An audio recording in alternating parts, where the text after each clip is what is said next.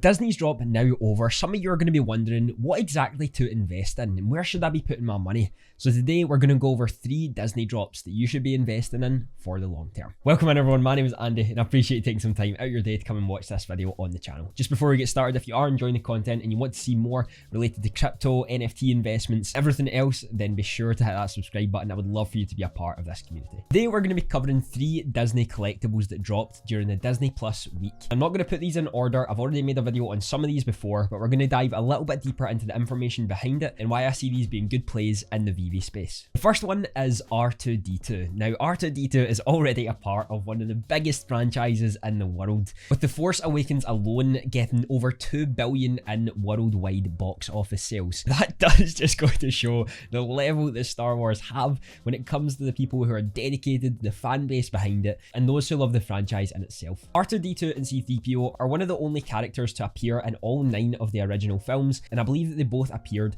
in all the films apart from Solo, but I'm not 100% sure on that. The connection that people have to Star Wars as a whole has been running since the 1980s, and because they've had such a long time to build up a dedicated fan base, the collectibles, the comics and all that sort of stuff are becoming more valuable as the people are growing up and who have grown up with Star Wars are now wanting to collect some of the things that remind them of their childhood. It's also not to say that Star Wars is continuing to grow, with reaching that 2 billion with The Force Awakens, Rogue One with over 1 billion and The Last Jedi with over 1.3 billion.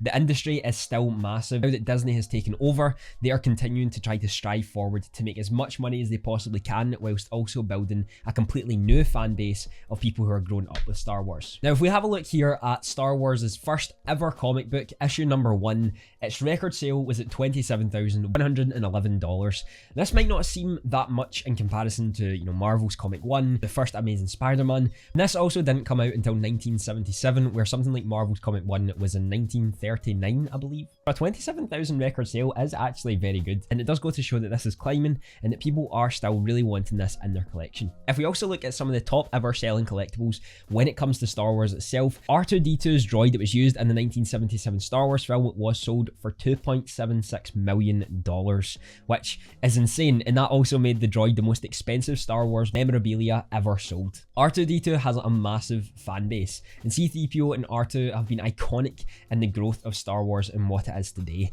So I see R2 being a great pickup for yourself, especially when MTL gets announced and people are starting to take out their cash. I believe that's going to be the best time to get the drop, able to have diamond hands with your R2. Next up is Homer and Bart. I understand people have the confusion whether or not Spider-Man is the first Disney collectible or Elsa is the first Disney collectible. In the terms of the Disney drops, in the actual Disney Golden Week, the licensor for Homer and Bart is Disney, and it says it underneath the collectible. When it comes to Spider-Man, it says Marvel. So if we're talking about the first ever Disney drop, Homer and Bart are confirmed to be the first. Something like Elsa and the Fantasia hat are Disney Animation Studios. This is still a part of Disney, and Homer and Bart are the first ever Disney collectible to be on the app. And also say the skateboard is the first as well, because they both dropped at the same time, but we're talking about Homer and Bart here for a particular reason. The Simpsons is the longest running animated TV show in US history, and it has over 600 episodes, which is insane to even think about, and to say that it's still going to this day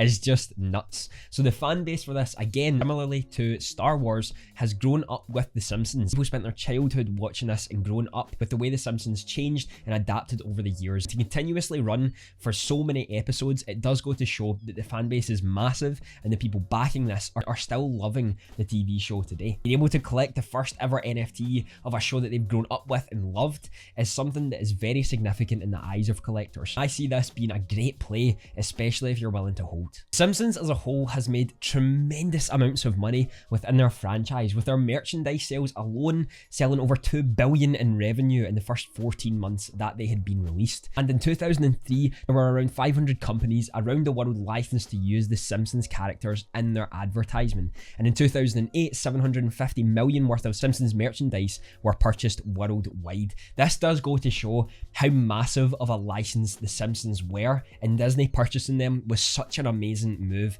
Maybe a little bit too late with the way that they bought it, but still, the Simpsons has a lot of sentimental value to a lot of people. And if you think of all the things that they have been a part of when it comes to the movies, video games, merchandise, TV series and advertisement, the amount of money that this has brought in for Fox and as well as Disney now is just nuts. There's so much still to use when it comes to The Simpsons itself. I can see this being a massive collectible for a lot of people who grew up with The Simpsons. Again, this is all decided on the people who are collecting the NFT itself and wanting to hold the NFT. But I know for a fact if I were someone who grew up with Simpsons and I were someone who really enjoyed the series as a whole, Homer and Bart and that sort of aggressive relationship is something that you just know and relate to The Simpsons with. I wasn't someone who actually watched a lot of The Simpsons growing up, so I don't have that same sentimental value, but it doesn't mean I haven't bought 2 of them because I know how important and how big of a franchise this actually is. Again, I obviously have purchaser bias where I can say it could be worth something, maybe more than it actually is, but I'm just trying to give you the facts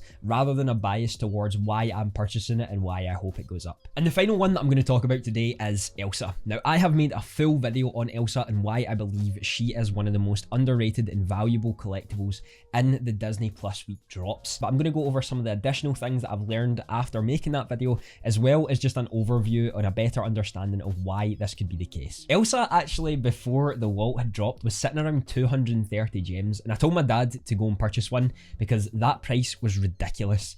After the drop had happened, she shot up to about 600, and I'm not actually sure what she's at right now. And I actually don't have her price right now as the drop is coming out in about 15 minutes, so I can't actually tell you, but I believe I saw her up at about 800 gems. Frozen is the 2 highest Disney animation studio in revenue ever to be made. Both of them reaching over $1 billion in sales, and the Let It Go sing along on YouTube reaching 2.6 billion views. None of them compare to what Elsa and Frozen has done as a franchise when it comes to Disney Animation Studios. And the level of support and people who are a part and love that movie is just second to none. They chose Elsa as the first Disney princess for a really good reason. And again, just to add on to that, that's the first ever Disney NFT princess, so again, adds a little bit more credibility to it. People are growing up into the NFT space. If it goes the way that we see it, where the metaverse will become our sort of norm, and people who are growing up now will solidify themselves into that industry. For me personally, when I was growing up, social media was what I was getting introduced as a kid. But now people are growing up where social media is just the norm. So what new thing is going to be happening is they're going to be introduced into the metaverse. And when that happens, they're going to be able to show off their personality through that way. And when you think of some of the things that you think about when you were younger and what you really enjoyed and now what you're collecting, there's usually similarities in regards to it. I really liked Batman when I was growing up. I really loved Star Wars when I was growing up. So I have made sure to collect all of those that I possibly could when it came to NFTs. And I know for a fact that when people grow up and see the first Disney princess being Elsa, something that they grew up with and was extremely popular, this will be something that will hold sentimental value to them. This is also like some of us who grew up with Harry Potter, with really wanting that sort of stuff and having that as memorabilia and collectibles in that sense. There's also a few other things that are involved with Elsa that make her stand out a little bit from the others. Now, Elsa's download size is significantly higher than some of the higher animated Veve collectibles in the space, with around 34 megabytes, when I think some of the animated gliders for James Bond was only 6.7 or something. So this has led some speculators to believe that Elsa has a little bit more than meets the eye. Maybe we have some form of Easter egg that happens in the future when it comes to Elsa as a whole, as it's certainly not Disney's first time hiding Easter eggs in plain sight and things that are a little bit different. Trevor has mentioned that there are a lot of other layers that Elsa needed to make her look the way she is, but I'm not too sure if that's all that there is to it. Elsa also has a little bit of an Easter egg that again has not been 100% confirmed, but most of us do believe it at this point,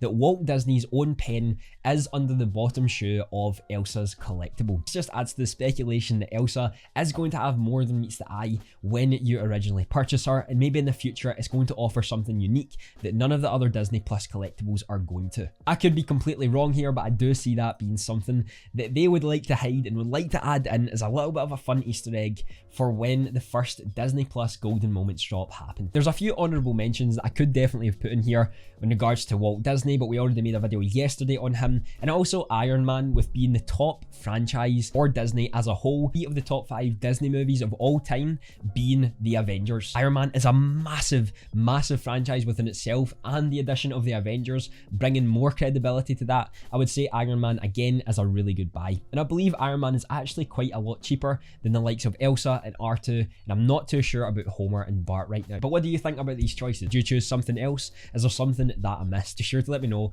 down in the comments. I know the video on the screen right now will be something you'll love to watch. Have a fantastic day.